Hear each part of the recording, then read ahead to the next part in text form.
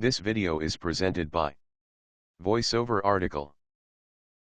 Being a landlord is certainly a great way to make more money in the real estate business, because as a landowner who can also generate income through rental and lease agreements, you can often increase your earning power significantly.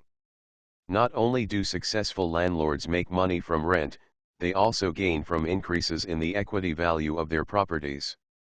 And there are tax incentives for landlords, to make such things as repairs deductible as business expenses.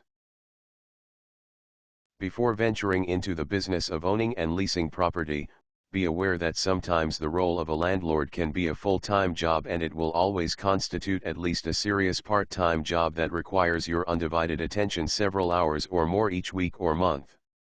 Emergencies happen and your tenants need to call you or your representative at any hour of the day, even on holidays and weekends, to get help. Sometimes tenants don't pay, and you have to become a bill collector or deal with the local authorities to have tenants evicted from your building.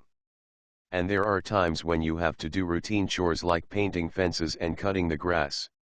So unless you enjoy this kind of non-stop responsibility, you may want to look into the possibility of delegating some or all of the landlord tasks to another person or organization.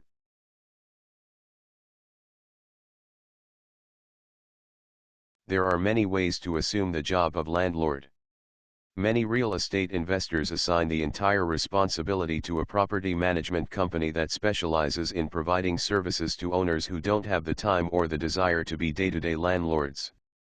A management company can handle things such as handyman repairs, rent billing and collection, tenant complaints, maintenance of insurance coverage, exterior landscaping, interior maid service and cleaning, replacement of old or damaged furniture and appliances, and advertising for new tenants. In exchange for these services, the management company will be paid, usually as a percentage of the income produced by the property. For example, a company might charge you 1 month's rent each year, to oversee the rent of a single-family house. Another common approach is to appoint a tenant to assume some of the duties of the landlord, in exchange for reduced or free rent. If you have an apartment building, for instance, and there is a police officer living in one of your units, you could agree to give the officer 1 week of free rent each month, in exchange for keeping an eye on the premises when you are away. Or you could give free rent to a tenant who agreed to maintain the landscaping and make sure that garbage collection is done on a routine basis. Before becoming a landlord, make a list of the duties involved.